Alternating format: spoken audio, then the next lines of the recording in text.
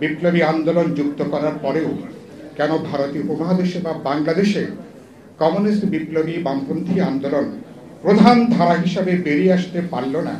মাহবুবুল্লাহ ভাই নিশ্চয়ই এর সামাজিক, অর্থনৈতিক, সামাজিক, মনস্তাত্ত্বিকভাবে পুরো বিষয়টা কি, এবং বিশেষ করে ৭১-এর পরে এখন যে সময়টা ৫৪ বছরে এদেশের বামপন্থীরা কেন তারা মানে পায়ের মাপে জুতা না বানাতে যে জুতার মাপে পা বানাতে যে দশকের পর দশক তারা কিভাবে নষ্ট করেছেন, এই বিষয়টা মাহবুবুল্লাহ ভাই নিশ্চয়ই তিনি লিখবেন, এবং লিখলে আমরা সমৃদ্ধ হব এবং আমরা অনেক বেশি উপকৃত হব।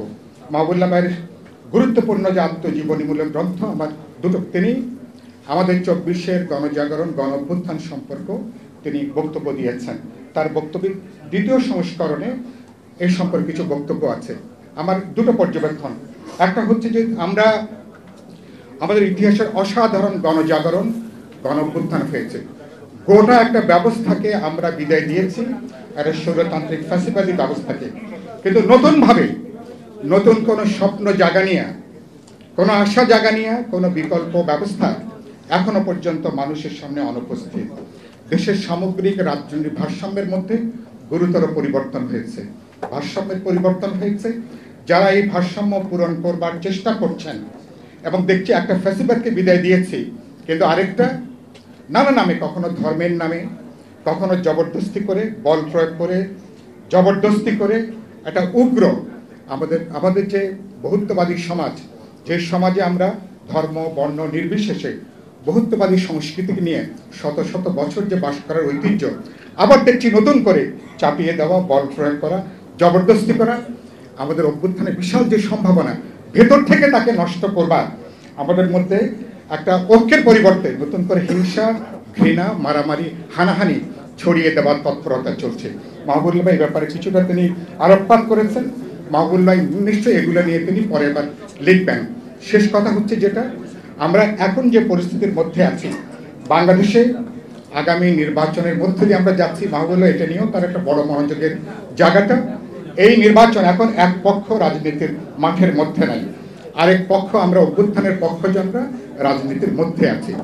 আমরা আমাদের মধ্যে যদি আমরা ১৭ বছর ধরে যে নির্বাচন অপেক্ষা করছি, অবাধ, নিরপেক্ষ, বিশ্বাসযোগ্য, প্রতিদ্বন্দ্বিতাপূর্ণ নির্বাচন হবে, এই নির্বাচন কোনো কারণে যদি বিতর্কিত হয়, আবার জবরদখলে পর্যবেসিত হয়, ১৭ বছর ধরে আমরা যে নির্বাচনের জন্য অপেক্ষা করছি, এটা প্রশ্নবিদ্ধ হলে, পার্লামেন্ট প্রশ্নবিদ্ধ হবে, আগামী সরকারও কিন্তু তারা কিন্তু নানাভাবে কিন্তু বিতর্কিত হয়ে পড়ার ঝুঁকি থাকবে। ফলে অভ্যুত্থানের অংশীজনদেরকে বলবো, চলেন আমরা আলোচনা করি, কথা বলি, বিতর্ক করি, কিন্তু নিজেরা রাজপথের সহিংসতায় আমরা যেন জড়িয়ে না পড়ি, তাহলে গোটা অর্জন অভ্যুত্থানের এটা কিন্তু বিসর্জনে চলে যাওয়ার আশঙ্কা তৈরি করবে। আশা করি সবাই আমরা দায়িত্বশীল আচরণ করব। সরকার, নির্বাচন কমিশন, রাজনৈতিক জনগণ, এটা একটা যৌথ অর্কেস্ট্রার মতন।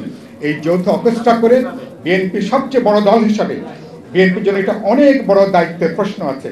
যে যাত্রাটা শুরু করেছে, গোটা রূপান্তরে যে জাতীয় ঐক্যটা বিএনপির নেতৃত্বে গড়ে উঠেছিল, চোখের মণির মতন করে ঐক্যটাকে ধরে রাখা দরকার। কারণ আগামীতে সংস্কার, কমপক্ষে একটা ডেমোক্রেটিক একটা ট্রান্সফরমেশন পর্যন্ত এই ঐক্যটাকে ধরে রাখা দরকার। না হলে কিন্তু সমূহ বিপদ, আমছালা সবই কিন্তু যাওয়ার জোগাড় হবে। মাহবুবুল্লাহ ভাইকে শুভেচ্ছা এবং অভিনন্দন। তিনি আরও 10, 15, 20 বছর তিনি আমাদের মধ্যে লিখবেন, তিনি সুস্থ থাকবেন, এই কামনা করে আপনাদেরকে শুভেচ্ছা, অভিনন্দন। আমার বক্তব্য এখানে শেষ করছি।